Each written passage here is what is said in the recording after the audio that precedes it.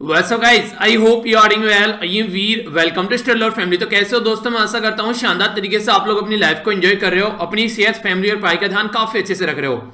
कुछ इंपॉर्टेंट बातें पहले मैं आप लोगों को बता दूं लेक्चर स्टार्ट करने से पहले। एक तो जो पीडीएफ के बारे में कई सारे बच्चे पूछ रहे हैं कि सर पीडीएफ कहां पर मिलेगी और कब मिलेगी। तो देखिए, आप लोगों को पता है कि टेलीग्राम पर ही पीडीएफ मिलती है, पर लेकिन अगर मैं थोड़े टाइम के लिए इधर उधर चला जाता हूं तो वहां से आप लोगों को पता है कि सब जगह इंटरनेट की फैसिलिटी ऐसी नहीं होती है। तो उस टाइम पर पीडीएफ में थोड़ा सा आप लोगों को लेट हो सकता है। तो आप लोगों की जो संडे की आप लोगों की पीडीएफ बची हुई है और सैटरडे की पीडीएफ बची हुई है वो मैं आप लोगों को टेलीग्राम पर आज शाम तक प्रोवाइड करा दूंगा, ठीक है। इसी के साथ में जो एथिक्स में मैं आप लोग क्वेश्चन पूछता हूं संडे में, तो वो भी आपका आज शाम तक प्रोवाइड करा दूंगा। जिसको अटेम्प्ट करना है वो अटेम्प्ट कर लीजिएगा, और जिसको लगता है कि आज टाइम नहीं है बाद में उसको आप लोग अटेम्प्ट कर लेना, पर लेकिन अटेम्प्ट जरूर करना। टेलीग्राम पर भी और फेसबुक पर भी मैं आप लोगों को दोनों जगह प्रोवाइड करा दूंगा, जहां पर भी कंफर्टेबल लगे आप लोग उसको अटेंड कर लीजिएगा, ठीक है। इसी के साथ में कई सारे बच्चे और भी कई सारी बातें यहां पर बोल रहे थे, जिनको मैं टाइम टू टाइम एक तरीके से अपनी जो संज्ञान में ले रहा हूं। आने वाले टाइम में आप लोगों को दो चीजें अभी काफी ज्यादा प्रॉब्लम कर रही है। एक तो टाइमिंग वीडियो की, ये आप लोगों को जल्दी ही इसकी ठीक होती है आप लोगों को नजर आएगी, और दूसरा जो वीडियो की क्वालिटी है। तो ये दो चीजें ऐसी हैं जो कई सारे बच्चे रेगुलरली यहां पर इसके बारे में बोल रहे हैं। तो ये मुझे पता है, ये सारी चीजें ऐसा नहीं है कि मुझे पता नहीं है, पर लेकिन कई सारी ऐसी चीजें बन जाती हैं कि दोनों चीजें एक साथ में सेट होना पॉसिबल नहीं हो पाती हैं। पर लेकिन जल्दी ही इनके ऊपर भी आप लोगों को देखने को मिलेगा, ये दोनों चीजें भी आप लोगों की इंप्रूव होती हुई नजर आएंगी। बस थोड़ा सा पेशेंस रखिएगा। बाकी पीडीएफ आप लोगों को मिली जाती है। अगर कोई चीज ऐसे लोगों को ऐसे लगती है कि यहां पर समझ में नहीं आ रही है, और टेलीग्राम आप लोग जरूर ज्वाइन कर लीजिए, वहां पर आप लोगों को कंप्लीटली सारी चीजें आराम से इजीली एक्सेसिबल हो जाती है, ठीक है। तो उसका आप लोग पार्ट बन जाइए अगर आप लोगों को नोटिफिकेशन भी नहीं मिलता है। तो आइए आज का डिस्कशन स्टार्ट करते हैं बिना किसी देरी के। नया सप्ताह है यार, पूरे जोश के साथ में स्टार्ट करो ताकि पूरा सप्ताह आप लोग अच्छे से एंजॉय कर सको। अगर स्टार्टिंग में ही डल फील करोगे तो पूरे सप्ताह में आप लोग ऐसा लगेगा यार जैसे कुछ है ही नहीं है जिंदगी में। तो अच्छे से दिन को स्टार्ट करो, और शानदार आर्टिकल है, काफी प्यार से हम लोग डिस्कस करेंगे। आज का जो मैप बेस्ड आप लोग क्वेश्चन है, ये स्काई रोज आइलैंड, जाकर मैप पे निहारेगा कहां पर ये लोकेटेड है, फिर नेक्स्ट डे आप लोग यहां पर मैं इसको डिस्कस करूंगा, ठीक है। तो इसको आप लोग आज का ये आप लोग का मैप बेस्ड क्वेश्चन है। सबसे पहले आप लोगों के सामने कुछ इंपॉर्टेंट न्यूज में डिस्कस करूंगा, इसके बाद में फिर आज के एडिटोरियल हम लोग देखेंगे। कई सारे बच्चों के द्वारा बोला गया था कि सर कुछ न्यूज भी आप लोग डाल लीजिए, ठीक है। वैसे तो नैनो मैगजीन आती है, डिटेल में हम लोग सारी चीजें कवर करते हैं, पर लेकिन एक छोटा सा ओवरव्यू मैं आप लोगों को यहां पर दे दिया करूंगा, जो कुछ न्यूज इंपॉर्टेंट रहेंगी हल्की फुल्की, ठीक है। बाकी ये डिस्कशन हमारा कंप्लीटली एडिटोरियल का रहता है, ठीक है। सबसे पहले यहां पर बात करते हैं, आप लोगों को पता है हमारी कंट्री में जो किसान है वो प्रोटेस्ट कर रहे हैं दिल्ली के आसपास वाले रीजन में, और वो चाहते हैं कि वो अपनी जो रैली वगैरह है वो निकाले दिल्ली के अंदर। तो अलाउ कर दिया गया है पुलिस के द्वारा, और रूट भी फाइनल किए जा रहे हैं, जिसमें लगभग 100 किलोमीटर एरिया कवर किया जाएगा। पर लेकिन एक इंटरेस्टिंग बात यहां पर ये दिख रही है, जो कि काफी ज्यादा एक इशू बन गया है साइड में आकर, कि यहां पर अभी जहां पर मेनली जो फार्मर प्रोटेस्ट कर रहे हैं उस एरिया में, जो गाजीपुर वाला एरिया है, वहां पर जो किसान है उनको पेट्रोल देने से मना कर दिया है। गाजीपुर पेट्रोल पंप के द्वारा बोला है कि पुलिस ने मना किया है कि पेट्रोल मत देना। तो यानी कि एक साइड में तो आप लोग चीजों को सपोर्ट कर रहे हो और बैकग्राउंड में आप लोग जाकर चीजों को अपोज कर रहे हो, तो ये कंडीशन आप लोग यहां पर देखने को मिलेगी। तो इसी के बारे में काफी ज्यादा रोष अभी देखने को मिल रहे हैं। तो देखते हैं चीजें कैसे यहां पर नॉर्मलाइज की जाती हैं। एक और काफी एक खतरनाक न्यूज आप लोग बोल सकते हैं पड़ोसी देश नेपाल से। नेपाल के जो प्रेजेंट रिसेंटली अभी प्राइम मिनिस्टर थे केपी शर्मा ओली साहब जो हैं, उनके द्वारा क्या किया, यहां पर जो असेंबली है उसको डिसोल्व कर दिया गया, ठीक है। इसको यहां पर जो असेंबली है इसको यहां पर प्रतिनिधि सभा के नाम से जानते हैं। प्रतिनिधि सभा और पार्लियामेंट की इनके द्वारा रिजोल्व कर दी गई ये 20 दिसंबर को। तो जब इनके द्वारा यहां पर ये डिसोल्व की गई तो उस टाइम पर कंडीशन ये बनी कि जो जिसकी साइड में मिलकर ये गवर्नमेंट चला रहे थे, जिन पार्टी के साथ में मिलकर, उसकी वजह से यहां पर काम जो है वो काफी ज्यादा प्रॉब्लम में पड़ गया, और खुद इनकी पॉलिटिकल पार्टी ने भी इनको एक्सपेल कर दिया। यानी कि आज की डेट में जो नेपाल कम्युनिस्ट पार्टी है वो दो तबकों में डिवाइड हो चुकी है। अब फिलहाल इलेक्शन कमीशन ऑफ इंडिया के द्वारा, इलेक्शन कमीशन ऑफ नेपाल के द्वारा, इंडिया के द्वारा नहीं, नेपाल के द्वारा इसको रिफ्यूज कर दिया गया अभी रिकॉग्नाइज करने से दोनों पार्टी को। तो अभी देखते हैं कंडीशन क्या निकल के आएगी। तो काफी लंबे समय से ये प्रॉब्लम चल रही थी। अब जो नेपाल कम्युनिस्ट पार्टी है, जो कि यहां पर पुष्प कमल दहल के द्वारा यहां पर लीड की जा रही है, ठीक है। तो देखते हैं कैसे चीजें आगे बढ़ती है। दो पर्सन है यहां पर, एक है यहां पर माधव कुमार नेपाल, ठीक है। तो नेपाल ही नाम है यहां पर, याद रखना नेपाल, ठीक है। आप भी अपना नाम रख लो, जैसे कि मैं लिख दूं वीर इंडिया, ठीक है। आगे से मेरा नाम है वीर इंडिया, ठीक है। यहां पर हो गया माधव कुमार नेपाल, ऐसे आप लोग अंडरस्टैंड कर सकते हैं। तो क्राइसिस काफी ज्यादा हो गया। अभी 2015 में नया संविधान नेपाल के अंदर आया था, और नेपाल का संविधान भी बिल्कुल ऐसे आया था जैसे बीरबल की खिचड़ी। आप लोगों ने कहानी सुनी होगी ना, बीरबल की खिचड़ी, बिल्कुल ऐसे नेपाल का संविधान बना। तो अब तक भी संविधान को प्रॉपर वे में अगर देखा जाए तो इंप्लीमेंट नहीं किया जा रहा है, उसका हनन होता हुआ आप लोगों को नजर आ रहा है और काफी बार पहले इनके द्वारा इसको बनाने की ट्राई की गई है। तो बहुत सारे ऐसे मुद्दे हैं नेपाल के अंदर चल रहे हैं। पड़ोसी देश से शांति रहना काफी ज्यादा जरूरी है, वरना हमारी कंट्री के और नेपाल के रिलेशन पर काफी ज्यादा इंपैक्ट पड़ता है। पहले तो ये बोलते थे कि इंडिया की वजह से दिक्कत हो रही है, पर लेकिन अब हमने कुछ नहीं किया। अब देखते हैं क्या सिचुएशन यहां पर नॉर्मल होती है। एक छोटा सा आर्टिकल यहां पर आया हुआ है। यहां पर हमारी कंट्री में आज जो है यानी कि 25 जनवरी को हम लोग नेशनल वोटर डे सेलिब्रेट कर रहे हैं। हालांकि मॉर्निंग में मैंने आप लोगों से डिस्कस कर लिया था ये, पर एक बार ओवरव्यू आप लोगों को दे देता हूं। जो थीम है वो काफी इंपॉर्टेंट है, जो आप लोगों से पूछी जा सकती है। बात की जा रही है making over voter empower vigilant safe and inform, यानी कि एक तो उनको इंपावर करना है, उनको पता होना चाहिए भाई साहब आप लोग का ये हक है, इसको यूज करो। दूसरा विजिलेंट, एक तरह से निगरानी करनी है क्या कि गलत इंसान के हाथ में न पड़ जाए जाकर। सेफ रखना है और इन्फॉर्म करना है, पता होना चाहिए कि जिस इंसान को वोट डालने जा रहे हैं वो इंसान क्या कैपेबल है, आप लोग की जो एक्सपेक्टेशन है उस पर खरा उतरेगा। तो वो चीजें हम लोग को अंडरस्टैंड करनी पड़ेगी। तो 11वां नेशनल वोटर डे सेलिब्रेट किया जा रहा है 25 जनवरी 2011 में। अभी आप 2021 में आप लोगों को देखने को मिल रहा है। तो ये हमारी कंट्री में 11 ही ये क्यों सेलिब्रेट किया जाता है 25 जनवरी को, क्योंकि 25 जनवरी 1950 में हमारी कंट्री में जो इलेक्शन कमीशन ऑफ इंडिया है उसका गठन किया गया था। मेन पर्पज ये है कि ज्यादा से ज्यादा लोग जो है वो अपना वोट का यूज करें, अपना हक जो है उसको ढंग से यूटिलाइज करें। ये बिल्कुल ऐसी है जैसे पहले आप लोग वोट डालने नहीं जाते और फिर पांचों के पांचों साल गवर्नमेंट को गाली देते रहते हैं कि यार ये कैसी गवर्नमेंट आ गई, ऐसी कैसी आ गई भाई साहब, ऐसी आ गई जैसी आप लोगों ने चूज करी होगी। ऐसे थोड़ी ना कि अलादीन का चिराग था, घिसा और गवर्नमेंट प्रस्तुत हो गई। आप लोगों ने प्रॉपर बकायदा जाकर वोट डाली है तभी ये गवर्नमेंट आई है। तो इसीलिए यहां पर अपने हक का आप लोगों को इस्तेमाल करना चाहिए। अभी जो न्यूज में है यहां पर ये बात की जा रही है, ये यहां पर EEPIC, तो एक तरीके से जो वोटिंग है उसके बारे में यहां पर बात की जा रही है। आज के दिन में जो इलेक्टोरल रोल है उसके बारे में बात की जा रही है। इसको थोड़ा सा समझते हैं, पहले बेसिक इंफॉर्मेशन आप लोग जानिए। हमारी कंट्री में अगर इलेक्शन कमीशन ऑफ इंडिया के बारे में आप लोग बात करते हैं तो पार्ट 15 में आप लोगों को देखने को मिलेगा। पार्ट 15 में यहां पर हमारी कंट्री में इलेक्शन कमीशन ऑफ इंडिया हमारे संविधान में स्टैब्लिश किया गया और 25 जनवरी 1950 में इसको स्टैब्लिश किया गया। आर्टिकल 324 से लेकर 329 तक यहां पर कवर जाते थे। जो सबसे इंपॉर्टेंट आर्टिकल है जरूर याद रखना, आर्टिकल 324, जिसमें पूरा कंट्रोल होता है कहां पर कैसे कैसे इलेक्शन कंडक्ट कराए जाने हैं। बाकी फिर आर्टिकल 325, 326, 327, 328 और 329 पूरा पॉलिटी में मैंने आप लोगों को लेक्चर ले रखा है, इससे रिलेटेड जाकर देख लीजिएगा। इस वीडियो के नीचे भी लिंक प्रोवाइड करा दूंगा इलेक्शन कमीशन ऑफ इंडिया के बारे में, क्या क्या पावर है, क्या क्या रेस्पॉन्सिबिलिटीज है, तो डिटेल में हम लोगों ने डिस्कस कर रखा है। तो उसके ऊपर आप लोग हल्का सा नजर डाल सकते हैं। जो इंपोर्टेंट एक छोटी सी न्यूज है वो यहां पर है EPIC electoral photo identity card जो है ये जो कार्ड यहां पर लॉन्च किए जा रहे हैं, इनकी ऑनलाइन इनको भी डाउनलोड किया जा सकता है, आसानी से डाउनलोड कर सकते हैं फोटो आइडेंटिटी कार्ड अब यहां पर आप लोग। तो ये आज के दिन यानी कि 25 जो जनवरी है इससे स्टार्ट किया जा रहा है। हमारी कंट्री में चीफ इलेक्शन कमीशन साहब जो है ये सुनील अरोड़ा, ठीक है। तो इसके बारे में आप लोग आइडिया रख सकते हैं। और अभी जो कई सारे राज्य में इलेक्शन होने वाले हैं उसकी वजह से भी काफी ज्यादा न्यूज में है। और सबसे टॉप पर जो न्यूज चल रही है वो चल रही है आज के डेट में वेस्ट बंगाल के अंदर, ठीक है। तो ये कुछ बातें हैं जो हल्का सा आइडिया आप लोग रख सकते हैं। ये एक छोटी सी न्यूज है पर लेकिन काफी एक तरीके से अलग तरीके की न्यूज आप लोग इसको बोल सकते हैं। बात की जा रही है अभी यहां पर एक इंजीनियर थी, यहां पर एक लड़की, वो मनरेगा में काम कर रही है। Mahatma Gandhi national rural employment guarantee act इसमें काम कर रही है और यहां पर ये एक तरीके से अपनी सिस्टर के साथ मिलकर यहां पर ये काम कर रही है पूरे परिवार के साथ में। तो आप लोग अंडरस्टैंड यहां पर चीजें कर सकते हैं कि आज की डेट में इंजीनियरिंग करने के बाद में क्या सिचुएशन है। पहले तो इंजीनियरिंग करने के लायक इनके घर की स्थिति नहीं थी, फिर इंजीनियरिंग करी पर लेकिन कोविड-19 के चलते इनके भी जॉब चली गई, जिसके चलते अब यहां पर ये इसके अंदर काम कर रही है। तो यहां पर आप लोग समझ सकते हैं कि एक तरीके से ये काम ऐसा थोड़ा ना कि इंजीनियरिंग कर ये काम करना आप लोगों को अलाउ किया जाएगा। आप लोग कर सकते हैं काम पर, लेकिन आप लोगों को ये काम करने के लिए इंजीनियरिंग की जरूरत नहीं है। तो इससे समझ में आता है कि हमारी कंट्री में इंप्लॉयमेंट की कंडीशन कैसी है आज की डेट में। इससे ये समझ में आता है कि आज की डेट में जो हाई क्वालिफाइड जो लोग हैं वो कैसी जॉब कर रहे हैं जो कि उनकी क्वालिफिकेशन के कंपेयर में अच्छी नहीं है, यानी कि उनकी क्वालिफिकेशन उसके लिए अलाउ नहीं करती उनको काम करने के लिए, कोई और बेटर जगह पर उनको होना चाहिए। तो ऐसी बहुत सारी सिचुएशन देखने को मिलेगी आप लोगों को, यानी कि जो जॉब है वो 10th और 12th पास या फिर बिना पढ़ा लिखा बंदा भी कर सकता है, वो जॉब इंजीनियर और PhD होल्डर कर रहे हैं। तो इससे ये पता चलता है कि जो टैलेंट है उसका इफेक्टिवली यूटिलाइजेशन नहीं किया जा रहा है, उनका टाइम जो है उसको एक तरीके से इफेक्टिवली यूटिलाइज नहीं किया जा रहा है। तो ये कुछ बातें हैं जो आप लोग आइडिया रख सकते हैं। नेक्स्ट यहां पर एक आर्टिकल है, उस आर्टिकल को मैं आप लोगों को थोड़ा सा यहीं पर ही बता देता हूं। आर्टिकल क्या है यहां पर, ये आर्टिकल बात कर रहा है इंटरनेशनल डे ऑफ एजुकेशन के बारे में। तो अभी international day of education celebrate किया गया 24 जनवरी को। तो जब ये डे सेलिब्रेट किया गया तो यहां पर उसी के चलते ये आर्टिकल लिखा गया। तो इससे रिलेटेड आप लोगों के सामने क्वेश्चन भी है।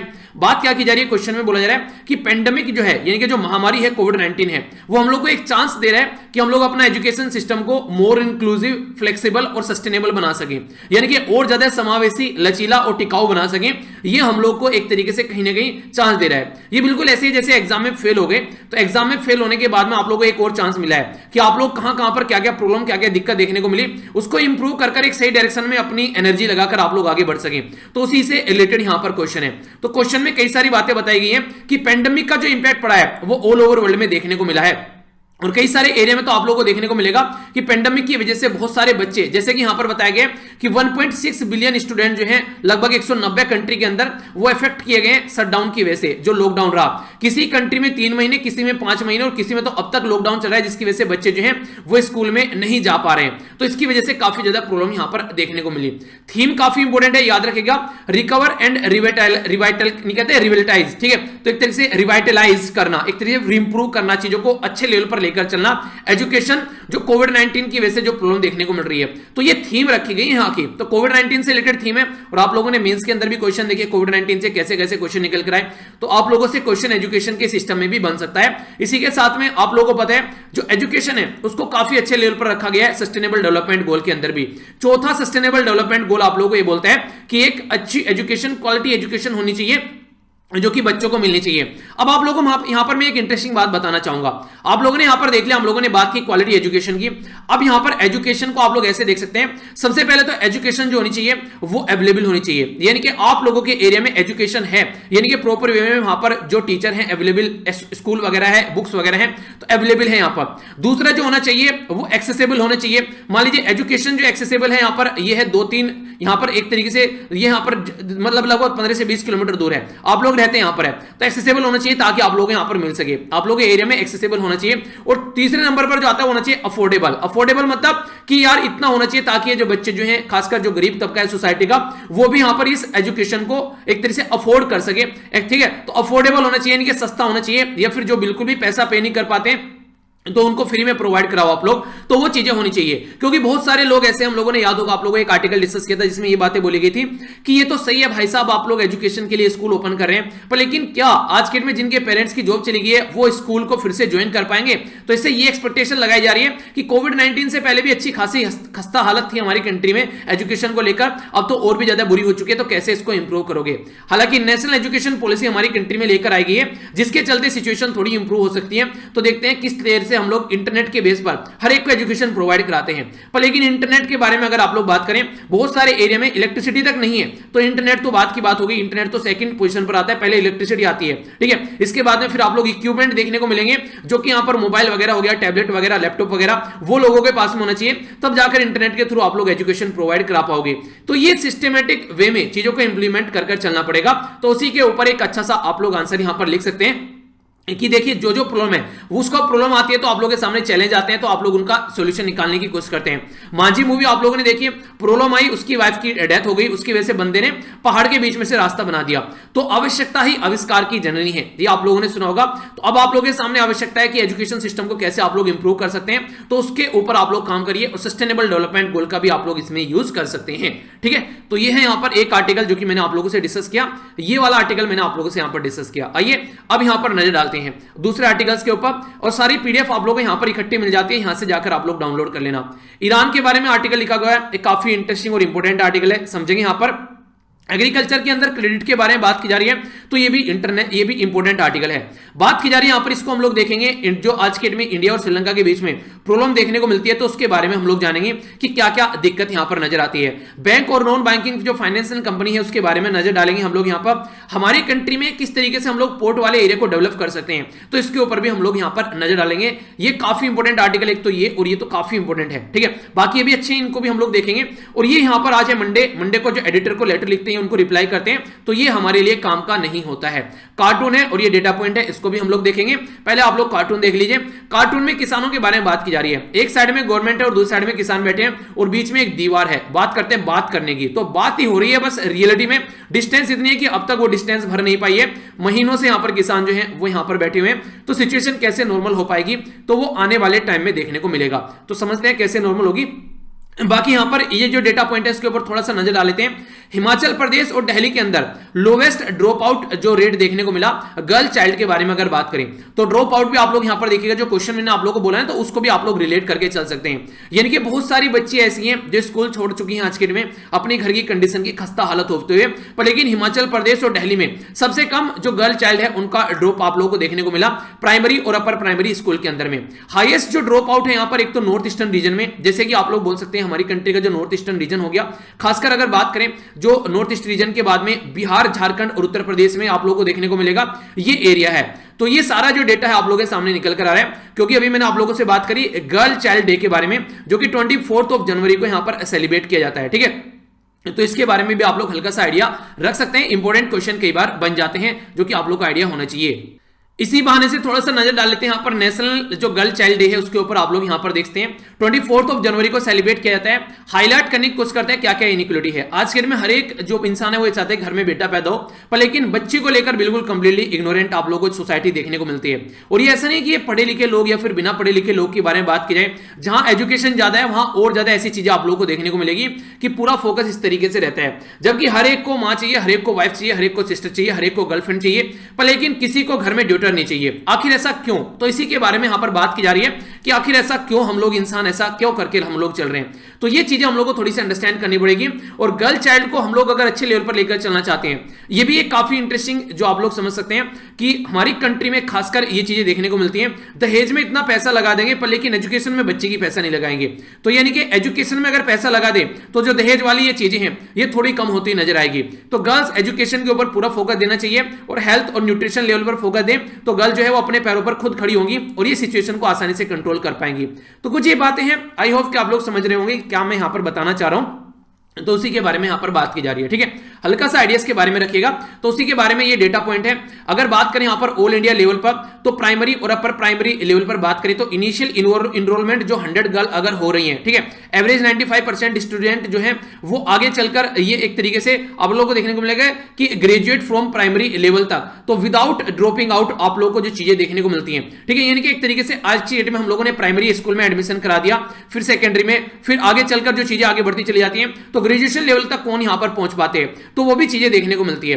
फिर यहां पर इनिशियली अगर आप लोग देखिए प्राइमरी और फिर अपर प्राइमरी में, तो schedule caste, schedule tribe, OBC और जनरल, तो इस कैटेगरी में अगर आप लोग देखिए तो ये डेटा है प्राइमरी का और ये है अपर प्राइमरी का। इस तरीके से आप लोग डेटा यहां पर देख सकते हैं। बाकी यहां पर सारे राज्य बताए गए हैं कि स्टेट वाइज जो नंबर है आउटसाइड द जो नॉर्थ ईस्ट बिहार जो एक हाईएस्ट शेयर आप लोगों को देखने को मिलेगा जो गर्ल ड्रॉप आउट है।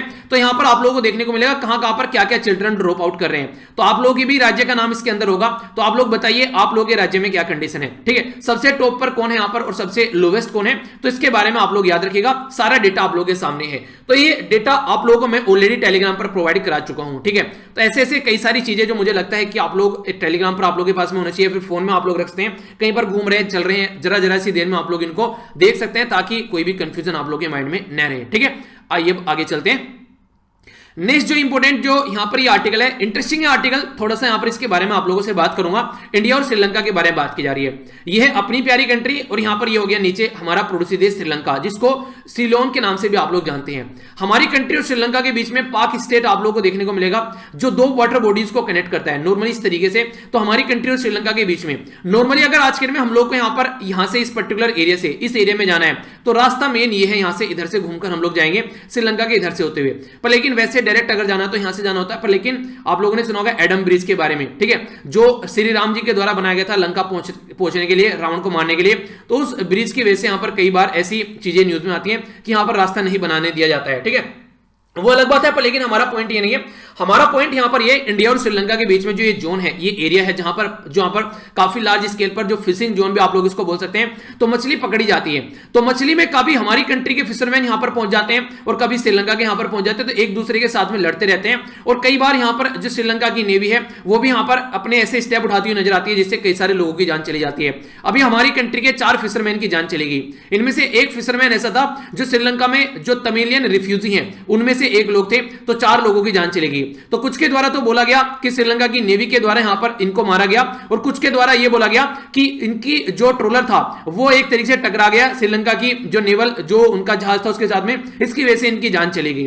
तो इसकी वजह से यहां पर यह दिक्कत देखने को मिल रही है। इंडिया के द्वारा स्ट्रॉन्ग प्रोटेस्ट यहां पर श्रीलंका की अथॉरिटी को बताया गया, क्योंकि अभी कुछ दिनों पहले एक कमेटी बनाई गई थी कि परमानेंट सॉल्यूशन निकालो इस चीज का। अगर हमारी कंट्री के फिशरमैन यहां पर जा रहे हैं, कई बार उनको पकड़ लिया जाता है, उनकी बोट भी यहां पर श्रीलंका की अथॉरिटी के द्वारा रख ली जाती है, तो फिशरमैन, गरीब फिशरमैन आप लोगों को देखने को मिलेंगे। पर लेकिन हमारी कंट्री के जो गरीब फिशरमैन है वो फिर भी श्रीलंका के जो फिशरमैन है, यानी कि जो मछुआरे हैं, उनसे काफी ज्यादा अमीर है एज कंपेयर टू हमारी कंट्री के फिशरमैन के पास में काफी सारी टेक्नोलॉजी है। ट्रोलर यूज करते हैं, अंडरग्राउंड ट्रोलर तक आप लोग बोल सकते हैं, यानी कि मछली के लिए इस तरीके की पकड़ने के लिए ऐसे जाल यूज करते हैं जो कि नीचे ग्राउंड लेवल तक होते हुए चलते हैं, तो सारी मछली पकड़कर इनके कंट्रोल में आ जाती है। पर लेकिन श्रीलंका वाले ये बोलते हैं बार बार कि सारी मछली इंडिया वाले निकाल कर ले जाते हैं, और इससे इस जो समुद्र है उसको भी काफी नुकसान पहुंचते हैं। नुकसान क्या पहुंचते हैं? देखिए, नीचे अगर कोरल रीफ है कहीं पर कोई, तो उसको नुकसान पहुंचेगा काफी लार्ज स्केल पर, ठीक है। इसी के साथ में और भी जो नीचे का जो इन्वायरमेंट है वो काफी बर्बाद हो जाएगा। तो कहीं ना कहीं जो सस्टेनेबल डेवलपमेंट गोल बोलते हैं ना, लाइफ बिलो वाटर 14, इसके बारे में आप लोग याद रखिएगा। ये बोलता है कि यार आप लोग जो लाइफ बिलो वाटर है उसको आप लोग थोड़ा सा सस्टेन करके रखिए। तो ये काफी इंपॉर्टेंट है, अगर कुछ लिखने के लिए आता है तो इसको भी आप लोग वहां पर यूज कर सकते हैं, ठीक है। तो ये भी आप लोग यहां पर याद रखिएगा। तो इंडिया के पॉइंट ऑफ से अगर देखकर आप लोग चलते हैं तो हमारी कंट्री के जो फिशरमैन है वो काफी ताकतवर है। इस तरीके से काफी लार्ज स्केल पर हम लोग ट्रोलर वगैरह यूज करते हैं, जिसकी वजह से जो श्रीलंका के जो मछुआरे हैं उनको फिश वगैरह नहीं मिलती है। अब यहां पर दोनों को द्वारा मिलकर काम करना पड़ेगा। अनसस्टेनेबल फिशिंग के ऊपर यहां पर रोक लगनी चाहिए। तमिलनाडु फिशरमैन खासकर जैसे कि बॉटम ट्रोलिंग यूज करते हैं, जो मैंने अभी आप लोगों को बताया। यहां पर ये जो इस तरीके से बॉटम यानी कि जमीन, यानी कि बिल्कुल जमीन की सतह से मिलता हुआ जो पानी से निकालकर मछली को निकालकर ले जाते हैं, श्रीलंका के पास में ज्यादातर ये सारी चीजें अवेलेबल नहीं है। अनऑथराइज्ड फिशिंग देखने को मिलती है। कई बार ऐसा होता है कि फिशिंग जोन ऐसा रहता है जहां पर मछलियां बच्चों को जन्म देती है, तो उसके बाद में आगे चलकर फिर यहां पर नई नई मछलियां बनती है। पर लेकिन उस टाइम पर भी अनऑथराइज्ड तरीके से फिशिंग करते हुए नजर आते हैं, जिसकी वजह से आने वाले टाइम पर ये एक क्वेश्चन मार्क लगता है कि क्या सस्टेनेबल यूज हम लोग कर रहे हैं। अगर इतना ज्यादा हम लोग रिसोर्सेज का दोहन करेंगे तो आगे कैसे ये चीजें अवेलेबल रहेगी। तो प्रेजेंट टाइम पर पूरा फोकस है, फ्यूचर को इग्नोर कर चल रहे हैं। तो इंडिया और श्रीलंका को एक बैलेंस बनाकर यहां पर चलना चाहिए और कोई परमानेंट सॉल्यूशन खोलना चाहिए। ये नहीं कि यार अभी आकर यहां पर ये हरकतें चल रही हैं, फिर चीजों का सॉल्यूशन निकल नहीं रहा है, फिर से 2 महीने बाद फिर यही प्रॉब्लम आकर बैठ गई, तो एक तरीके से चीजों को प्रॉपर में सोल्यूशन निकालिए। पर लेकिन पानी के अंदर बाउंड्री बनाना भी आसान नहीं है, तो इसकी वजह से भी जो फिशरमैन है उनको यहां पर प्रॉब्लम फेस करनी पड़ जाती है। उनको पता ही नहीं चलता है बेचारे कितनी जल्दी वो दूसरे के एरिया में चले गए। तो ये भी कई सारे मुद्दे हैं, ठीक है। तो हल्का सा आइडियाज के बारे में आप लोग रखिएगा। आइए चलते हैं नेक्स्ट आर्टिकल की ओर। नेक्स्ट आर्टिकल जो है ये ईरान के बारे में बात कर रहा है। जो बाइडेन साहब और ईरान के बारे में अगर हम लोग बात करें, उससे पहले आप लोगों को थोड़ी सी हिस्ट्री में आप लोगों को बताता हूं। 2015-16 में यहां पर ये ईरान न्यूक्लियर डील साइन की गई बराक ओबामा के द्वारा। बराक ओबामा जो थे वो जो बाइडेन की पार्टी के ही थे, तो जो बाइडेन समझ सकते हैं कि बराक ओबामा की पैटर्न को फॉलो करते हुए नजर आएंगे कई सारे एरिया में। ईरान न्यूक्लियर डील साइन की गई, कई सारे मुद्दों पर बात की गई कि भैया आप लोग बम वगैरह नहीं बनाएंगे, जो एनर्जी है उसको एफिशिएंटली यूज करेंगे, अपनी जो न्यूक्लियर एनर्जी है खासकर आप लोग एनर्जी जनरेशन के लिए यूज करेंगे। पर लेकिन ये सारी चीजें जो है डोनाल्ड ट्रंप को पसंद नहीं है। डोनाल्ड ट्रंप ने क्या किया, वो न्यूक्लियर डील से बाहर निकल गए और इनके ऊपर कई सारे सैंक्शन लगा दिए। अब यहां पर ये चीज नॉर्थ कोरिया को भी खरी। नॉर्थ कोरिया ने सोचा कि यार कल को पता चला इनके साथ में डील साइन कर ली और यहां पर पता चला कोई दूसरी पॉलिटिकल पार्टी आई पावर में, तो हमारे साथ भी ऐसा ही हरकत करेंगे जैसे ईरान के साथ में करी है। तो इसलिए नॉर्थ कोरिया के साथ में इनकी प्रॉपर डील नहीं हो पाई। हालांकि नॉर्थ कोरिया तो यहां पर इश्यू नहीं है, इश्यू है यहां पर ईरान। तो ईरान को आप लोग समझिए अपनी कंट्री कंपेयर में, हमारी कंट्री यहां पर है, यहां पर आप लोगों को ईरान देखने को मिलेगा, तो ये देख सकते हैं। और यहां पर है यूनाइटेड स्टेट ऑफ अमेरिका। तो अभी बीच में जो झड़प चल रही है वो इसके बीच में चल रही है। यहां पर आप लोगों को इजराइल देखने को मिलेगा और ये है सऊदी अरेबिया, ये है यहां पर यमन और ये है ओमन, ठीक है। ये हो गया इराक और ये है सीरिया। ये मैं आप लोग क्यों बता रहा हूं, ये इसलिए बता रहा हूं क्योंकि ये भी आर्टिकल के अंदर है, तो आप लोगों के माइंड में अगर मैप रहेगा कि हाँ इस एरिया के बारे में बात कर रहा हूं मैं, तो आप लोग उसको अच्छे से अंडरस्टैंड कर पाएंगे, ठीक है। अभी समझते हैं क्या क्या बात की जा रही है। यूएसए के प्रेसिडेंट जो बाइडेन नए प्रेसिडेंट बनकर आए, कौन से नंबर के प्रेसिडेंट है जरा बताइए तो जरा, कई बार आप लोगों को बता चुका हूं। तो इनको 2 प्रॉब्लम है, एक तो घर पर प्रॉब्लम है और दूसरी बाहर प्रॉब्लम है, और ये सबसे बड़ी प्रॉब्लम है। यानी कि 2 चैलेंज है काफी बड़े। घर के अंदर सोसाइटी डिवाइड कर रखी है डोनाल्ड ट्रंप ने और बाहर के अंदर सारे देश डिवाइड कर रखे हैं डोनाल्ड ट्रंप ने। तो काफी बड़ा बुरी कंडीशन करके गए हैं इनके लिए। चाइना और रसिया ऑलरेडी यूएसए के दुश्मन है पहले से ही। आज के डेट में जो यूरोपियन जो अलाई कंट्री थी जिसके साथ मिलकर ये अच्छे से काम करते थे, वो भी यहां पर इनका साथ छोड़ चुके हैं, ऐसा आप लोग बोल सकते हैं। अगर बात करें अमेरिका के जो रिलेशन है ईरान के साथ में, ये काफी बुरे हैं और इसकी वजह से जो गल्फ रीजन है यहां पर कई सारी प्रॉब्लम देखने को मिलती है। जैसे कि आप लोग यहां पर देख सकते हैं, थोड़ा सा मैप को जूम कर। तो यहां पर पर्शियन गल्फ हो गया, ठीक है, ये गल्फ ऑफ ओमन हो गया, स्टेट ऑफ हार्मुज हो गया। यहां पर ये कई बार क्वेश्चन आप लोगों से पूछा जाता है, ये ईरान हो गया, इसकी कैपिटल हो गई तेहरान, ऊपर हो गया कैस्पियन सी, ठीक है। तो यहां पर अगर देखिए इस पर्टिकुलर रीजन में जैसे सऊदी अरेबिया हो गया, कतर हो गया, यमन हो गया, ओमन हो गया, तो कई सारी चीजें देखने को मिलेगी, यूनाइटेड अरब एमिरेट्स हो गया। तो इस पर्टिकुलर रीजन में अगर शांति रहती है तो काफी लार्ज स्केल पर ऑल ओवर वर्ल्ड में, क्योंकि ये रीजन ऐसा है जो ह्यूज लेवल पर क्रूड ऑयल सप्लाई करता है। क्रूड ऑयल मतलब कच्चा तेल, जिससे हम लोग डीजल निकालते हैं, पेट्रोल निकालते हैं, मिट्टी का तेल निकालते हैं, ग्लिसरीन निकालते हैं, पेट्रोलियम प्रोडक्ट, ये सारे आप लोगों को देखने को मिलते हैं। तो ये सारी चीजें यहां से निकल कर आती है। तो कहने का मतलब ये है, अगर आज की डेट में आप लोग इसको सही से समझते हैं तो ये गल्फ रीजन जो है ये इंटरनेशनल लेवल पर काफी इंपॉर्टेंस रखता है। पर लेकिन जब यहां पर दिक्कत रहती है सऊदी अरेबिया के ईरान के बीच में, यहां पर यूएसए आकर इंटरफेयर करता है इस तरीके से, तो और ज्यादा प्रॉब्लम हो जाती है। जब ये डील साइन की गई थी यहां पर इनके द्वारा, हसन रूहानी साहब के द्वारा यूएसए के प्रेसिडेंट के साथ में, तो उस टाइम पर इनको काफी यातनाएं झेलनी पड़ी थी अपनी कंट्री में, क्योंकि जो हार्ड लाइनर है वो नहीं चाहते थे कि यूएसए के साथ में डील साइन की जाए, क्योंकि उस टाइम पर उनको ये लग रहा था कि यूएसए का जो रवैया रहा है वो अपॉर्चुनिस्टिक है, यानी कि आज तो तुम्हारे साथ में देखने को मिल सकते हैं, पर लेकिन जैसे ही मौका मिला गया ये लात मारकर या तुम्हारी पीठ पर पैर रखकर आगे निकल जाएंगे। तो एक इंसान के साथ में जो आप लोगों को ऑलरेडी यहां पर इस तरीके से धोखा दे चुका है, तो समझ कर चलना चाहिए। इसलिए यहां पर इनके जो हार्ड लाइनर थे वो आगे नहीं बढ़ रहे थे, इसको यहां पर रोकने की कोशिश कर रहे थे। पर लेकिन हसन रूहानी ने फिर भी ट्रस्ट किया और हसन रूहानी साहब जो है वो आगे बढ़ गए, इन्होंने डील साइन की। पर लेकिन जैसे यहां पर डोनाल्ड ट्रंप आए, उन्होंने डील को पलट दिया, तो हसन रूहानी साहब की खस्ता हालत हो गई कंट्री के अंदर, यानी कि उनको पता लग गया कि भाई साहब अब क्या कंडीशन होने वाली है, क्योंकि जो हार्ड लाइनर थे वो फिर से निकल कर आ गए। तो इसकी वजह से ईरान के अंदर आज के में हसन रूहानी का दबदबा है वो इतना ज्यादा नहीं है जितना उस टाइम पर देखने को मिल रहा था जब सिचुएशन नॉर्मल थी। तो अभी जो ट्रंप ने आकर यहां पर कंडीशन खराब करी, ट्रंप ने क्या किया, एक तो विड्रॉ कर लिया यहां पर, इसका जो ऑफिशियल नाम है वो है joint comprehensive plan of action, जिसको जीसीपीओ आप लोग बोलते हैं, और शॉर्ट फॉर्म में इसको क्या बोलते हैं, ईरान न्यूक्लियर डील। ठीक है, इसमें जर्मनी थी P5+1 में, और यूरोपियन यूनियन भी, यहां पर यूरोपियन यूनियन तो आप लोग एक तरीके से बोल ही सकते हैं, क्योंकि जर्मनी की मेन जो यूरोपियन यूनियन की मेन कंट्री हो गई, जैसे यूके हो गया, फ्रांस हो गया, जर्मनी हो गई, तो ये भी यहां पर पार्ट थे। तो इसको P5+1 डील के नाम से बोला गया। P5+1 मतलब 1 में जर्मनी बोला गया, और वैसे P5 में परमानेंट 5 मेंबर थे जो कि यूएन के, यानी कि जैसे कि यूएसए हो गया, फ्रांस हो गया, और इसी के साथ में चाइना हो गया, रसिया हो गया, एक और कौन सा रह गया उसका नाम आप लोगों को बताना है। ठीक है, हालांकि बता चुका हूं अभी मैं आप लोगों को। तो यहां पर इनके द्वारा रीइंपोज कर दिया गया सैंक्शन। इसके साथ में आप लोगों ने यहां पर, आप लोगों को पता है कई सारे सैंक्शन जब इंपोज किए जाते हैं किसी कंट्री के ऊपर, तो इवन वो अपना ईरान जो ऑयल भी प्रॉपर वे में शिपमेंट नहीं कर पाया। हमारी कंट्री ने भी काफी लार्ज स्केल पर ऑयल वगैरह खरीदना बंद कर दिया यूएसए के प्रेशर के चलते। तो मैक्सिमम प्रेशर ईरान के ऊपर डालने की कोशिश की गई। अब मैक्सिमम प्रेशर अगर किसी इंसान के ऊपर आप लोग डालेंगे, या तो वो इतना दब जाएगा कि कभी उठ नहीं पाएगा, या फिर वो आगे ऐसा अट जाएगा कि कभी हट नहीं पाएगा। तो ईरान ने सेकंड पैटर्न फॉलो किया, उसने मैक्सिमम प्रोटेस्ट, जो मैक्सिमम प्रेशर था उसके सामने उसने अपनी ऐसी तरीके की हरकतें करनी स्टार्ट कर दी कि ठीक है बर्बाद तो होंगे, यानी कि हम तो डूबेंगे सनम, तुमको भी ले डूबेंगे, तो वो वाली बात करनी ईरान ने स्टार्ट कर दी। तो ईरान के ऊपर डोनाल्ड ट्रंप ने बोला कि यहां पर 15 साल तक जो टाइम लिमिट रखी गई है ऐसी नहीं होनी चाहिए, इसके ऊपर तो अनंत काल तक टाइम लिमिट लगनी चाहिए कि आप लोग कभी भी एनरिच नहीं कर पाओगे यूरेनियम को, यानी कि यूरेनियम एनरिच नहीं कर पाओगे। यूरेनियम एनरिच करने का क्या मतलब होता है, देखिए ये बिल्कुल ऐसे ही है, जैसे स्टार्टिंग में यूरेनियम को आप लोगों ने एनरिच किया तो आप लोग इससे इलेक्ट्रिसिटी जनरेट कर सकते हैं, और ज्यादा इसको एनरिच किया तो आप लोग इससे बॉम्ब बना सकते हैं। तो इलेक्ट्रिसिटी तक ही रखना था, यहां पर बॉम्ब तक नहीं बनाना था। पर लेकिन डोनाल्ड ट्रंप ने बोला कि कंप्लीटली शट डाउन करो इन सब चीजों को, और रोक लगा दी यहां पर एक तरीके से, जो बैलिस्टिक मिसाइल जो प्रोग्राम था उसके ऊपर रोक लगा दे, इसका भी यहां पर डिमांड की गई यूएसए के द्वारा। नेक्स्ट इसके द्वारा बोला गया कि ईरान को वहां से सब जगह से अपने हाथ खींच लेने चाहिए जहां जहां पर यूएसए है, और यूएसए के अपोज में ईरान खड़ा हुआ है, जैसे कि सीरिया के अंदर चले जाइए, यमन के अंदर चले जाइए, और भी कई सारे ऐसे एरिया जो मैं आप लोगों को भी आगे बताऊंगा। यूएसए चाहता था कि ईरान बिल्कुल शांत बैठ जाए, और इसी के साथ में ईरान के द्वारा 2019 में डिसाइड किया गया कि भाई साहब ये सुधरेगा नहीं ये इंसान। अब ईरान ने जो लिमिट थी वो क्रॉस करना स्टार्ट कर दी, यूरेनियम एनरिच करना स्टार्ट कर दिया, उससे भी ज्यादा जो यहां पर ईरान न्यूक्लियर डील में साइन किया गया था। इनके द्वारा एनरिच किया गया जो अमाउंट था एग्रीमेंट को पार कर दिया गया, और इंटरनेशनल एटॉमिक एनर्जी एजेंसी जो है उसने भी यहां पर बोला कि नवंबर 2020 के अंदर में ईरान ने जो है 8 गुना जो यहां पर जो ईरान की जो डील थी उससे 8 गुना ज्यादा इन्होंने 8 टाइम्स ज्यादा इन्होंने यहां पर ये यूरेनियम को एनरिच कर लिया, यानी कि यूरेनियम को एनरिच करके जितना था उससे 8 टाइम्स ज्यादा लेकर चले गए।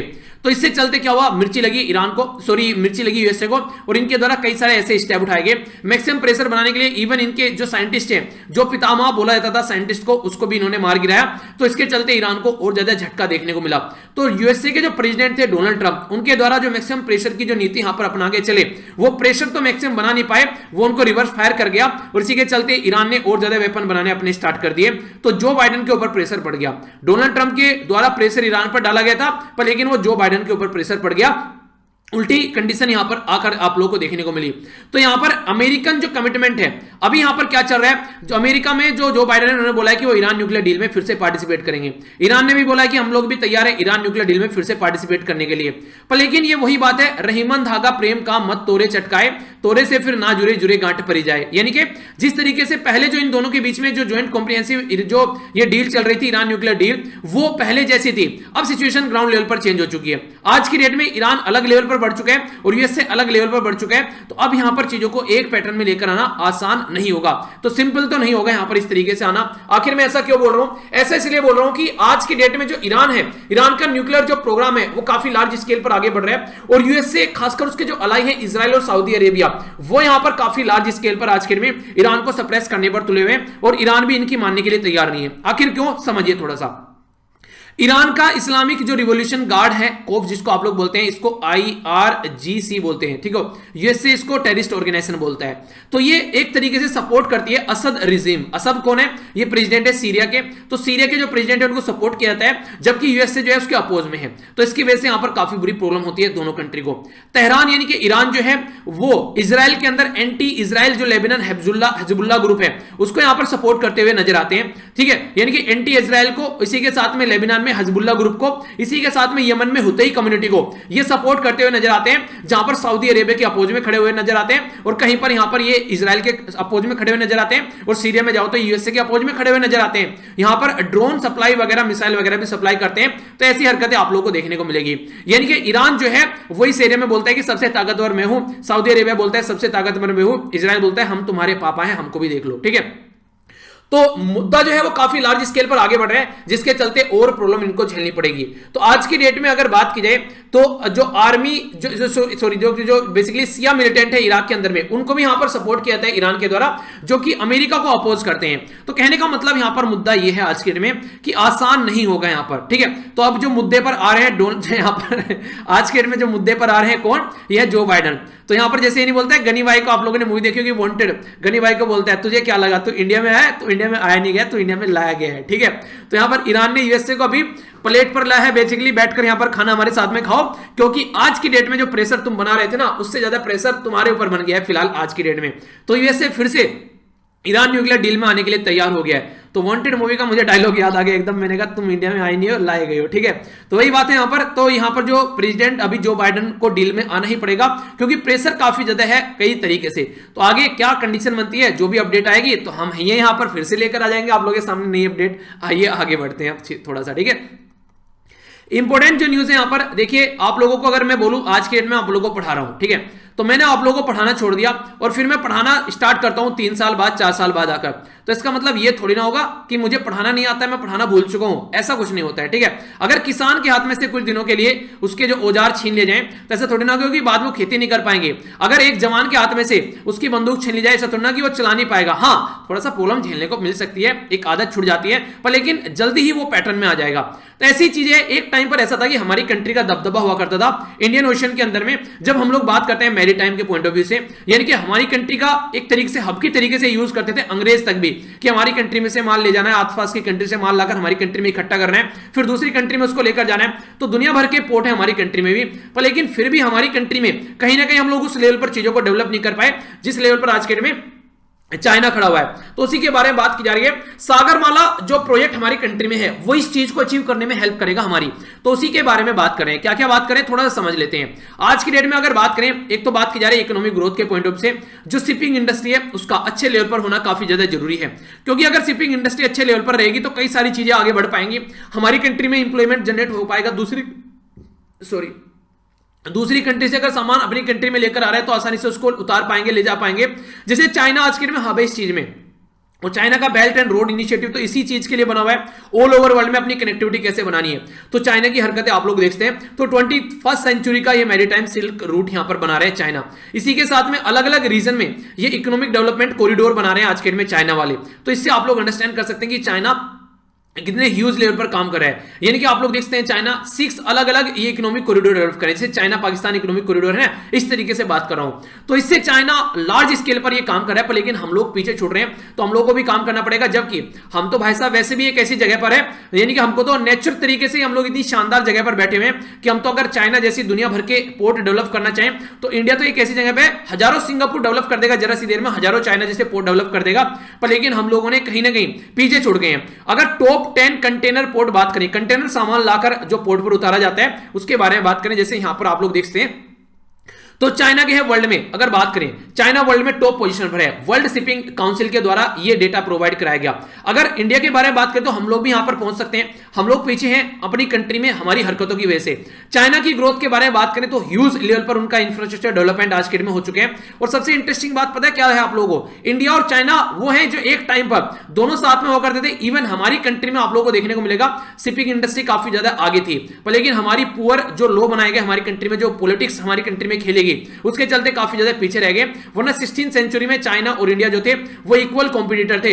इवन हिस्टोरिकली अगर बात देखिए तो हमारी कंट्री में जो मैरीटाइम जो सुप्रीमेसी थी ऑल ओवर वर्ल्ड में, तो हम सबसे आगे थे। पर लेकिन आज के डेट में चाइना बहुत आगे निकल चुका है, क्योंकि हम लोगों ने काम नहीं किया, हम लोग ठंडे बस्ते में बैठ गए, जिसकी वजह से प्रॉब्लम देखने को मिल रही है। पर सागरमाला प्रोजेक्ट जो गवर्नमेंट अभी लेकर चल रही है, ये एक शानदार प्रोग्राम आप लोग बोल सकते हैं। पोर्ट लेड इंडस्ट्रियल डेवलपमेंट किया जा रहा है, जो वर्ल्ड क्लास लॉजिस्टिक जो फैसिलिटी आप लोगों को प्रोवाइड कराएगा। कोस्टल एरिया पर अगर डेवलपमेंट होगा तो अपना रॉ मटेरियल हम लोग बाहर से लेकर अंदर आ सकते हैं, अपने कंट्री में से प्रोडक्ट हम लोग बाहर से अंदर से लेकर बाहर जा सकते हैं। तो ये सारी चीजें देखने को मिलेगी। तो सागरमाला इनिशिएटिव जो है ये काफी लार्ज स्केल पर जो डोमेस्टिक कैपेसिटी को भी डेवलप करेगा, कैसे हम लोग लेकर बढ़ा सकते हैं। किसानों का कोई प्रोडक्ट है अगर हम लोग को दूसरी कंट्री में ले जाकर बेचना है तो आसानी से पहुंचा पाएंगे। तो इस तरीके से सागरमाला जो है वो कोस्टल कम्युनिटी बहुत सारे लोगों आसपास वाले रीजन में लेकर चल रहे हैं। और इसी के साथ में हम लोग फोकस ये करें कि पेनिसुला इंडिया जो है, पेनिसुला इंडिया बोलते हैं आप लोग, ये वाला जो इंडिया देखिए, ठीक है, ये साउथ जिसमें 3 साइड से जो पानी से घिरा होता है उसे पेनिसुलर बोलते हैं। तो हमारी कंट्री में तो दुनिया भर की चीजें हम लोग डेवलप कर सकते हैं कोस्टल एरिया में। तो जो 9 राज्य आते हैं कोस्टल एरिया में, जैसे कि गुजरात हो गया, ठीक है, महाराष्ट्र हो गया, इसी के साथ में गोवा आप लोगों को देखने को मिलेगा, कर्नाटक हो गया, केरला हो गया, इधर आएंगे तो तमिलनाडु हो गया, आंध्र प्रदेश हो गया, यहां पर आएंगे उड़ीसा हो गया, वेस्ट बंगाल हो गया। तो टोटल 9 कोस्टल राज्य हैं, 7,500 किलोमीटर से भी ज्यादा आप लोग हमारी कंट्री की कोस्टल बाउंड्री आप लोगों को देखने को मिलेगी। तो एक तरीके से चीजें हम लोग डेवलप कर सकते हैं, तो हम लोग इसको इफेक्टिवली यूटिलाइज करना चाहिए, ऐसा यहां पर समझाने की कोशिश की गई है। ठीक है, तो इंटरेस्टिंग आर्टिकल था, इसके बारे में आप लोग हल्का सा आइडिया रखिएगा। आइए आगे बढ़ते हैं। नेक्स्ट इंपॉर्टेंट बात की जा रही है यहां पर, देखिए मान लीजिए एक तरीके से गवर्नमेंट की साइड से किसानों को सब्सिडी दी जा रही है, पैसा दिया जा रहा है और यहां पर कई सारी फैसिलिटी प्रोवाइड कराई जा रही है, पर लेकिन किसानों की खस्ता हालत है जैसी पहले थी, आज के डेट में भी ऐसी है। तो इसका मतलब ये है ना कि कहीं ना कहीं तो कुछ गड़बड़ हो रही है। ये तो बिल्कुल ऐसी हो गया मैं आप लोगों को पढ़ाए जा रहा हूं, ठीक है, और आप लोग जो है आप लोगों का सिलेक्शन नहीं हो रहा है, या तो मेरे पढ़ाने में कहीं ना कहीं गड़बड़ है, मैं इतनी मेहनत नहीं कर रहा हूं जितनी मुझे करनी चाहिए, या फिर आप लोग कहीं ना कहीं कमी कर रहे हैं, आप लोग चीजों को ढंग से नहीं पढ़ रहे हैं, या फिर आप लोग चीजों को रिविजन नहीं कर रहे हैं, या फिर नोट्स बनाकर चीजों को अच्छे से अपनी पढ़ाई नहीं लेकर चल रहे हैं। तो कोई ना कोई तो गड़बड़ कर रहा है, या तो आप कर रहे हैं या फिर मैं कर रहा हूं। अब वो गड़बड़ चूज कर आप लोगों को छांट कर उसको आप ढंग से लेकर चीजों को सुधार कर आगे बढ़ना पड़ेगा, तभी सॉल्यूशन निकलेगा। बात किसके बारे में की जा रही है? बात की जा रही है हमारी कंट्री में एग्रीकल्चर रिफॉर्म के बारे में। तो पॉलिटिशियन और पॉलिसी मेकर जद्दोजहद से लगे रहते हैं, एग्रीकल्चर में रिफॉर्म लाना है, एग्रीकल्चर में रिफॉर्म लाना है, सुबह शाम बोलकर सोते हैं, पर लेकिन एग्रीकल्चर जो है वो वहीं की वहीं पर ही है। अगर अपनी कंट्री में बात करें, सेंट्रल स्टेट और रिजर्व बैंक ऑफ इंडिया खूब जोर लगा चुके हैं कि एग्रीकल्चर में हम लोग को क्रेडिट अच्छे से पहुंचाना है, क्रॉप डाइवर्सिफिकेशन को इंप्रूव करना है, उनको क्रेडिट फैसिलिटी प्रोवाइड करानी है। पर लेकिन रियलिटी में अगर देखें तो सिचुएशन जो है वो इंप्रूव नहीं होती है, 10 को चले गए ऐसे ही। Less efficient delivery of agriculture growth आप लोगों को देखने को मिलेगी। जबकि बात की जाती है यहां पर, अगर बात करें 85% जो फार्मर है ना हमारी कंट्री में, उनकी इनकम जो है स्टेगनेट हो चुकी है, यानी कि 85% जो फार्मर है उनकी इनकम जो थी वो ऐसी की ऐसी है, पिछले कई सालों से बढ़ी नहीं रही है। जबकि महंगाई बढ़ती जा रही है तो उनको दिक्कत झेलनी पड़ रही है। यहां पर लो इंटरेस्ट रेट पर उनको क्रेडिट तो मिलता है, पर लेकिन उनको जितना क्रेडिट मिलता है वो उनको ह्यूज क्रेडिट मिलता है, पर लेकिन उन तक वो फैसिलिटी पहुंच नहीं पाती है, इसी के चलते दिक्कत देखने को मिलती है। अभी बात की जा रही है फरवरी में बजट प्रस्तुत किया जाएगा 1 फरवरी को, यूनियन फाइनेंस मिनिस्टर फिर से एक नया क्रेडिट देंगे लोगों को, पर लेकिन देखने वाली बात यह होगी कि फिर से कंडीशन ऐसी रहती है, फिर चेंज होती है।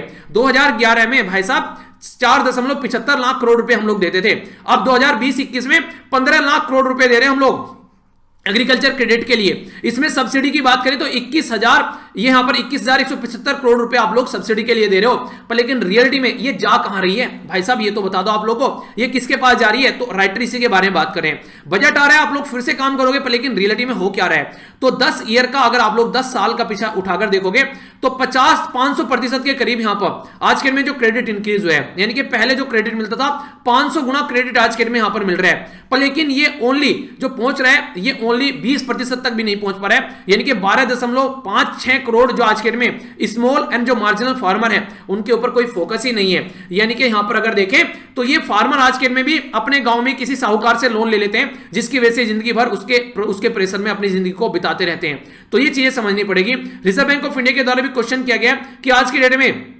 जिनके पास में जो लैंड है लोवेस्ट देन 2 हेक्टेयर उनको क्रेडिट नहीं मिलता है, जिनके पास में अच्छी खासी जो लैंड है उनको क्रेडिट मिलता है, यानी कि ओनली 50% के करीब सब्सिडी जो है उनको लोगों को तक पहुंच पाती है जिनको जरूरत है। आज के में बैंक से कोई लोन नहीं लेता है, मैक्सिमम लोन आप लोगों को लेते हुए नजर आएंगे। पड़ोसी से ले लिया, पड़ोसी क्या करेगा, उसको 20%, 10%, 15% पर लोन देगा, चक्रवृद्धि ब्याज पर लोन देगा, तो उसके चलते किसानों की खस्ता हालत होती नजर आती है। 79% जो हाउस होल्ड है वो आज के में हाईएस्ट साइज जो क्लास है, ठीक है, जो कि अबाउट 2 हेक्टेयर है, उनके पास में आप लोगों को चीजें नजर आएगी। यानी कि बहुत सारी इरेगुलरिटीज हैं, जिसको खाना मिलना चाहिए उसको नहीं मिलता है, उसको मिलता है जो खाना फेंकता है, जिसको खाना ही नहीं है, जिसको भूख ही नहीं है। तो इस तरीके से और भी खाने की इंसल्ट हो रही है यहां पर। तो स्मॉल और मार्जिनल फार्मर वो बेचारे ऐसे कैसे रह जाते हैं, उनको नहीं मिलती है चीजें। तो हेक्टेयर बेसिस पर उनको यहां पर सब्सिडी मिलनी चाहिए प्रॉपर वे में, जो कि उन तक नहीं पहुंच पाती है। टेक्नोलॉजी एज ए सॉल्यूशन की तरीके से यूज करना चाहिए, पर वो भी यहां पर प्रॉपर वे में नहीं होता है। मोबाइल फोन सबके पास में, किसानों के अकाउंट में डायरेक्ट चीजों को आप लोग पहुंचाइए और चेक कीजिए पहले कि इसके पास में चीजें होनी चाहिए। डिजिटलाइज आप लोग आज की डेट में चीजें करें। किसान क्रेडिट कार्ड तो बहुत सारी फैसिलिटी है, पर लेकिन फैसिलिटी का यूज होना भी तो जरूरी है, ढंग से हो जाए। जैसे लेक्चर है मेरा, ठीक है, कई सारे बच्चों का सिलेक्शन होता है और बहुत सारे बच्चों को सिलेक्शन नहीं हो पाता है। अब पढ़ाने वाला तो मैं ऐसा ही हूं ना, जिनका सिलेक्शन हो रहा है और जिनका सिलेक्शन नहीं हो रहा है उनमें डिफरेंस क्या है। अब ये चीजें आप लोग समझ सकते हैं। यानी कि क्रेडिट तो बैंक से आ रहा है, अब किसके पास में जा रहा है वो चीजें यहां पर देखने को मिलेगी। तो चीजें थोड़ा सा उस तरीके से लेकर चलना जरूरी है, ताकि सिचुएशन को थोड़ा सा नॉर्मल कंडीशन में रखा जा सके, ठीक है। तो ये बातें की गई इस आर्टिकल के बारे में। एक आर्टिकल जो है यहां पर ये बात करें bank versus non banking financial जो कंपनीज होती हैं। देखिए नॉर्मली अगर बैंक में आप लोग अकाउंट खुलवाओगे तो आप लोग विड्रॉ कर सकते हैं, चेक वगैरह ये सारी चीजें आप लोगों को देखने को मिलेगी। एनबीएफसी जो है वो डिमांड डिपॉजिट वगैरह आप लोग एक्सेप्ट नहीं करती। ये फाइनेंस देने वाली एक तरीके से कंपनी आप लोग बोल सकती हैं, जो बड़े बड़े बिजनेस हाउसेज पे पास में लोन भी आता है और यहां से इन्वेस्टमेंट भी इसमें आता है। हमारी कंट्री में जो बैंक रेगुलेशन एक्ट है उसके हिसाब से बैंकिंग सिस्टम काम करता है, ठीक है। नॉन बैंकिंग फाइनेंशियल कंपनी जो है वो अदर देन फाइनेंशियल एक्टिविटी सारी आप लोगों को देखने को मिलेगी। मेच्योरिटी जो लिमिट है यहां पर आप लोगों को देखने को 74% प्राइवेट इन्वेस्टमेंट आप लोगों को देखने को मिलेगा, 100% यहां पर कर सकते हैं। नॉन जो बैंकिंग एक्टिविटीज है वो यहां पर आप लोगों को इसके अंदर कोई नहीं देखने को मिलेगी। यहां पर ये मैक्सिमम आप लोगों को ये नॉन बैंकिंग एक्टिविटी देखने को मिलेगी। लाइसेंस नॉर्म काफी टाइट है यहां पर, अगर आप लोगों को बैंक खोलना है, पर लेकिन एनबीएफसी आप लोग आसानी से खोल सकते हैं। और जो यहां पर बैंक का जो बैंकिंग रेगुलेशन एक्ट है, reserve bank of India act है, उसके हिसाब से काफी टाइट कंट्रोल रहता है, इसके ऊपर लेस कंट्रोल रहता है। इसकी वजह से नॉन बैंकिंग जो कंपनीज हैं वो यहां पर कई बार डूबती ही नजर आती हैं, और उसकी वजह से जब ये डूबती हैं तो हमारी अर्थव्यवस्था पर उसका नुकसान पहुंचता है। तो reserve bank of India non banking financial जो कंपनीज है उनको भी यहां पर कंट्रोल करने की कोशिश करे, ताकि सही डायरेक्शन में इनकी जो एनर्जी है जो उसको इफिशिएंटली यूज किया जा सके, और कल को अगर कोई दिक्कत देखने को मिले तो उसका सोल्यूशन निकाला जा सके। ऐसे ना रहे जैसे यहां पर हमारी कंट्री में नुकसान देखने को मिलता है। तो इसके बारे में यहां पर यह बात की जा रही है, ठीक है। तो यह था ये पर्टिकुलर पॉइंट जो कि आप लोगों के साथ में डिस्कस करना था, ठीक है। तो बाकी आज का डिस्कशन यहीं पर समाप्त करते हैं। मुझे लगता है थोड़ा बहुत तो आप लोगों को कुछ नया सीखने को मिला होगा। अगर नहीं तो कमेंट बॉक्स में जरूर बताना और वीडियो को डिसलाइक करके जाना। बाकी अगर पसंद आती है तो लाइक कर आप लोग सपोर्ट कर सकते हैं वीडियो को। इसी के साथ में अपना आंसर जरूर दीजिएगा, जो भी आप लोगों को फीडबैक है वो जरूर लिखेगा, और पीडीएफ सारी यहां से मिल जाएंगी, जाकर डाउनलोड कर लेना। 1,25,000 से ज्यादा मेंबर ज्वाइन किए हुए हैं ऑलरेडी, और कोई कॉस्ट नहीं है यहाँ पर ज्वाइन करने की। कई सारे बच्चे बोलते हैं क्या कोई कॉस्ट है? नहीं, ये कॉस्ट नहीं है, बस हाँ आप लोगों को टाइम थोड़ा देना पड़ेगा। चीजों को ढंग से लेकर चलिए, सिलेक्शन आप लोगों को हो जाएगा। थोड़ा सा अपने आप में ट्रस्ट रखिए, और अपनी जो चीजें कर रहे हैं ना आप लोग, जो कर रहे हैं ना उसके ऊपर ट्रस्ट करना स्टार्ट कर दिया। आप लोग क्या लगता है यार नहीं मैं अच्छे नहीं कर रहा हूं, वो वाला अच्छा कर रहा है, ठीक है। अपनी चीजों पर डाउट करोगे ना तो दुनिया में कभी भी सक्सेस नहीं हो पाओगे, ठीक है। बाकी यहां पर कनेक्ट रह सकते हैं। नेक्स्ट लेक्चर में मिलता हूं। बड़ों को नमस्ते, छोटों को प्यार, छोटी सी लाइफ एंजॉय करार। तब तक के लिए जय हिंद।